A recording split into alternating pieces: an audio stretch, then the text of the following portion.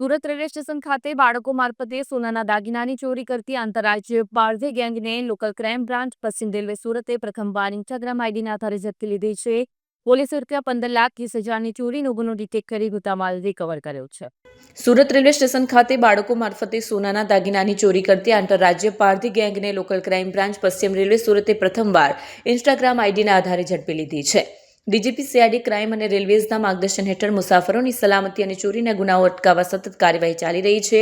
ગત 16/11/2025ના રોજ રાજસ્થાનના સમદડીથી ટ્રેન દ્વારા સુરત આવેલ વૃદ્ધ દંપતી નેમીચંદ જૈન અને પત્નીના લેડીઝ પર્સમાંથી લિફ્ટમાં ચડતી વેળાએ સોનાના દાગીનાની ચોરી થઈ હતી.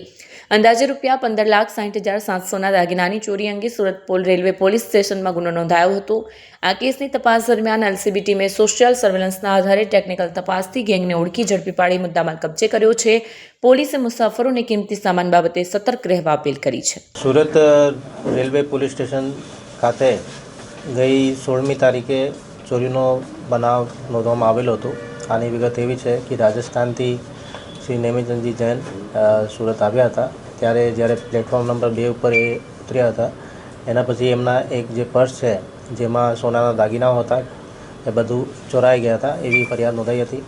આ ફરિયાદના લીધે અમે લોકોએ જુદા જુદા ટીમ બનાવી, રેલવે પોલીસ સ્ટેશનની ટીમ બનાવી, એલસીબીની ટીમ બનાવી અને અમે લોકોએ સીસીટીવી ફૂટેજ ચકાસવી ચાલુ કરી. જ્યારે અમે લોકો સીસીટીવી ચેક કર્યા તો અમે પાંડેસરા બાજુ જે કૈલાસનગરના ઝૂંપડાઓ છે ત્યાંના લોકેશન મળ્યા કે ત્યાંથી કોઈ રેલવે સ્ટેશનથી ત્યાં જાય છે.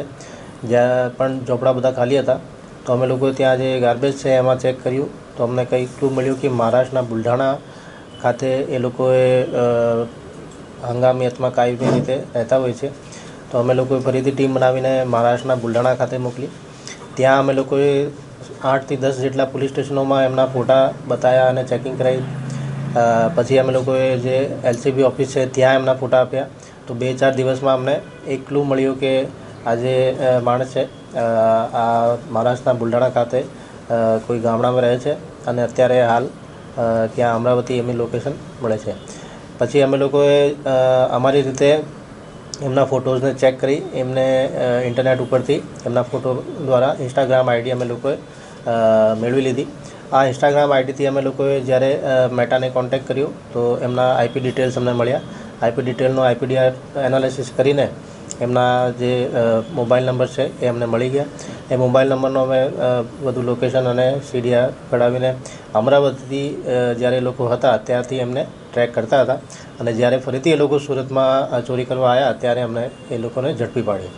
એમની એમો એવી હતી કે એ પોતાની નાની નાની બાળકીઓનો યુઝ કરીને કોઈ વડીલ અથવા એવા દેખાય એના પર્સ ચોરાવી લેતા હતા અને આમાં અમે લોકોએ જે 15.5 લાખનું જેટલું મુદ્દામાલ ગયો હતો 100% આમાં રિકવરી થઈ છે અને જે આરોપીઓ છે અત્યારે જેલમાં છે.